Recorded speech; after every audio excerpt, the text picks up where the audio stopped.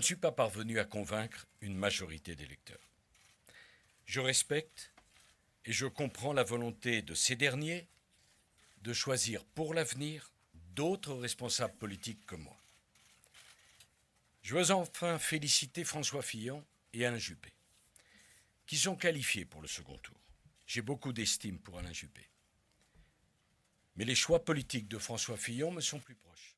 J'aurais voté pour François Fillon parce que d'abord j'ai été sa ministre dans son gouvernement pendant près de 5 ans. Je connais son sérieux, je connais sa solidité. Oui, j'ai des valeurs et je m'excuse pas d'avoir des valeurs. Je crois à la famille, je crois à l'autorité de l'État, je crois au travail. Nous avons titré cette semaine, autour évidemment du succès inattendu de Fillon au premier tour de la primaire de la droite, un parfum des années 30. Alors les années 30, c'était quoi? Il faut même s'en souvenir. D'une part, d'un point de vue social, c'était une droite qui, hormis la parenthèse glorieuse du Front populaire, une droite qui saccageait, disons, le travail. Il n'y avait pas le droit du travail qui a été conquis par la suite, précisément en partie par le Front populaire et après-guerre.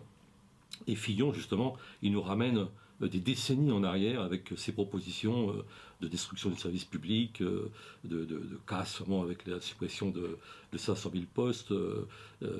Évidemment, il va s'attaquer aux hôpitaux, il va s'attaquer à l'école. Il ne peut pas faire autrement avec de tels objectifs.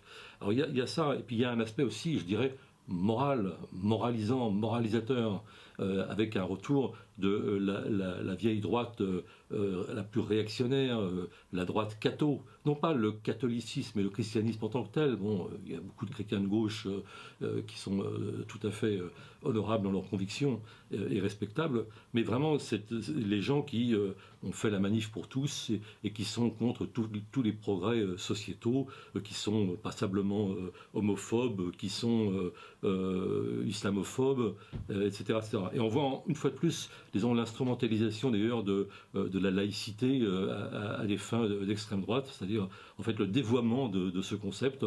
Et on a un débat qui est hallucinant entre Juppé et Fillon, hein, chacun se revendiquant de la doctrine ou du verbe l'onction papale. C'est quand même un drôle de glissement dans ce pays au début du XXIe siècle. Et Fillon, en plus, disons, a quelque chose qui est encore plus inquiétant et qui a trait sans doute beaucoup à sa personnalité, c'est cette espèce de fascination qu'exerce sur lui Poutine et Trump aussi. Hein. Donc en fait, les hommes, non pas forts, mais je dirais brutaux. Hein, et c'est un peu un rapport au pouvoir qu'il dévoile, parce que Poutine, c'est quand même celui qui aujourd'hui bombarde Alep et toute la population d'Alep sans la moindre distinction. Contrairement à ce qui se dit, c'est pas du tout, disons, combattre Daesh, parce que précisément les Daesh n'est pas à Alep, mais à l'autre bout de la Syrie et en Irak. Et donc là, on a à la fois le soutien à un dictateur, Bachar el-Assad, qui a quand même 300 000 morts sur les mains, mais aussi, disons, une façon de régler les problèmes, si j'ose dire, qui ont déjà été mis en œuvre tragiquement en Tchétchénie au début des années 2000. On se souvient du massacre de Grozny, où Poutine avait anéanti totalement cette ville, et on recommence aujourd'hui.